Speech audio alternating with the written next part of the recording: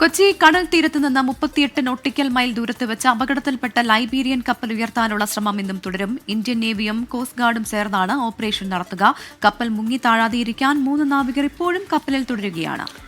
വിഷ്ണു സുരേഷ് വിവരങ്ങളുമായി കൊച്ചിയിൽ നിന്ന് ചേരുന്നുണ്ട്. വിഷ്ണു, വിവരങ്ങൾ. വിഷ്ണു, ഇന്നലെ ഉച്ചയോടുകൂടി സംഭവിച്ച അപകടത്തിൽ നിന്ന് കപ്പൽ ഉയർത്താനുള്ള ശ്രമമാണ് ഇന്ന് രാവിലെ പുനരാരംഭിക്കുകയെന്ന് മനസ്സിലാവുന്നു. ഇപ്പോൾ ഇതിനോടകം തന്നെ ആരംഭിച്ചിട്ടുണ്ട് എന്നാണ് ലഭിക്കുന്ന വിവരം. പക്ഷേ അത് ഔദ്യോഗികമായി സ്ഥിരീകരിക്കേണ്ടത് കോസ്റ്റ് ഗാർഡും ഇന്ത്യൻ നേവിയുമാണ്. ഇന്ത്യൻ നേവിയും കോസ്റ്റ് ഗാർഡുമാണ് കപ്പൽ ഉയർത്താനുള്ള ഓപ്പറേഷന് നേതൃത്വം നൽകുക. ഇത് ലൈബീരിയയിൽ നിന്നുള്ള കപ്പലാണ്. വിഴിഞ്ഞത്ത് നിന്ന് പുറപ്പെട്ട് എനിക്ക് പിന്നിൽ കാണുന്ന ഈ കൊച്ചിൻ പോർട്ടിലേക്ക് എത്തേണ്ട കപ്പലായിരുന്നു. ഇതിനിടയിലാണ് 38 നോട്ടിക്കൽ മൈൽ അകലെ വെച്ച് കപ്പൽ ചരിഞ്ഞത്. ചുഴിയിൽപ്പെട്ട് ചരിഞ്ഞു എന്നാണ് മനസ്സിലാകുന്നത്. ഇത് എന്താണ് ഇതിന്റെ കാരണമെന്ന് ഇപ്പോഴും വ്യക്തമായിട്ടില്ല. അതിലൊക്കെ വിശദമായ ഒരു പരിശോധന നടത്തും. ഒപ്പം ഈ കപ്പലിനകത്ത് ഇപ്പോഴും 3 പേർ നാവികർ അവിടെ ഉണ്ട്. ഈ കപ്പൽ പൂർണ്ണമായും മുങ്ങി താഴാതിരിക്കാൻ വേണ്ടിയുള്ള നടപടികൾ അവർ ഇന്നലെ രാത്രി മുതൽ തന്നെ സ്വീകരിക്കുന്നുണ്ട്.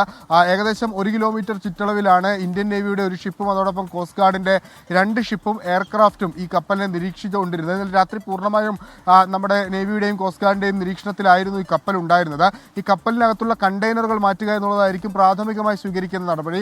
അത് DG ഷിപ്പിംഗ് ഏജൻസിയുമായി ബന്ധപ്പെട്ട് പുതിയ ഷിപ്പ് കൊണ്ടുവന്ന് ഒരുപക്ഷെ അതിനകത്തേക്ക് മാറ്റാനായിരിക്കും തീരുമാനം. അതിലൊരു ഔദ്യോഗിക തീരുമാനം ഇതുവരെ എടുത്തിട്ടില്ല എന്ന് മനസ്സിലാക്കുന്നു. ഈ ആളുകളെല്ലാം സുരക്ഷിതരാണ് എന്നുള്ളതാണ് ഏറ്റവും ആശ്വാസകരമായ കാര്യം.